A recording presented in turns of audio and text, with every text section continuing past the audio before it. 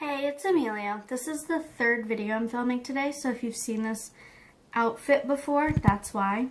I saw a Lisa Stevens video about a couple days ago, and I don't remember when she posted it, but I've only seen it recently, where she was doing products, something about products she's trying to finish that aren't in a project pan, and that's sort of what this video is. But I was going to do also a combination of products I've hit pan on that aren't in a project, but this is sort of both because these are products that I'm trying to finish right now because they're really low, so I've like hit pan. Most of them don't have a pan, so that's not really a thing, but you know what I mean. So basically that's what this video is, and it's gonna be quick. This is my NYX concealer in Alabaster. It's the Gotcha Covered Total whatever. I talked about this, I reviewed it on my Instagram a hot minute ago, and I mentioned I still haven't tested out if it's waterproof, but now that it's summer, I am going to go swimming with this at some point, and we will see what happens. Maybe I'll review it on here, I don't know. The next product I have is my Pacifica Rainbow Watermelon Lip Balm. If you look inside, there's nothing in here. So this is like I've hit pan because I got down to this plastic. I don't know if you're going to be able to see what I'm doing.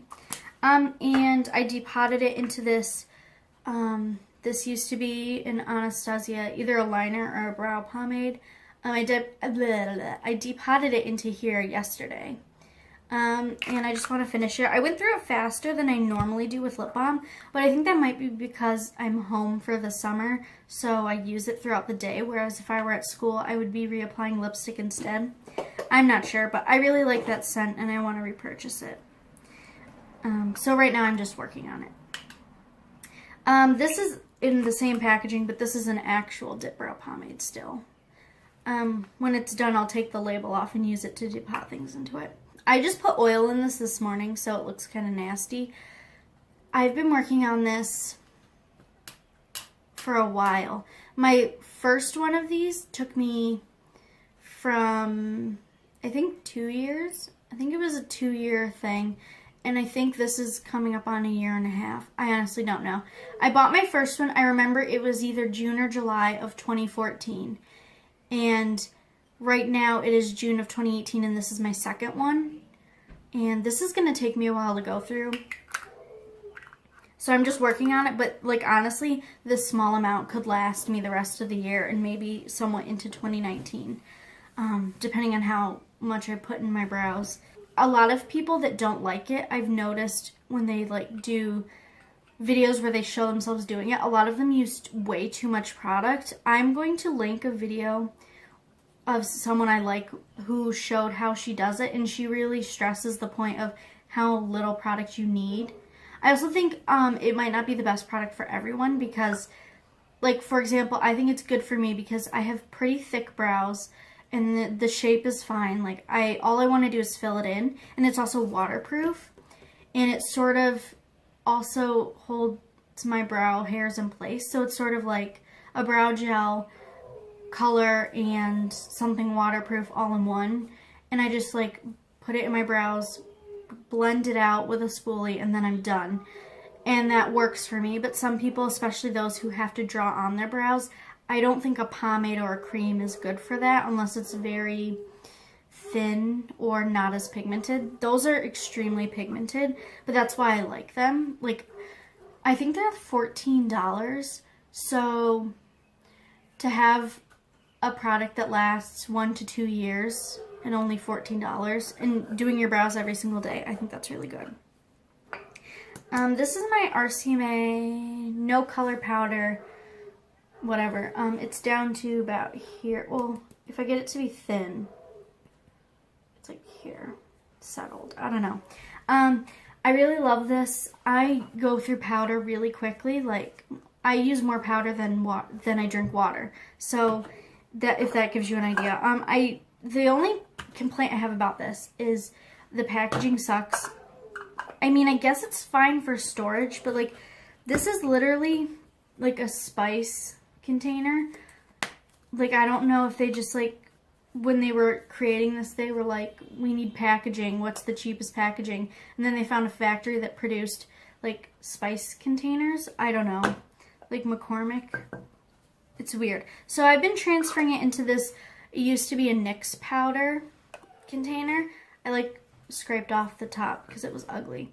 And it's actually, I don't like this packaging, but like I'll put it in the top and then I'll shake it and then it'll go inside. So I use this for my powder, and I think part of the reason I go through it is because this is not great for that, because too much comes out.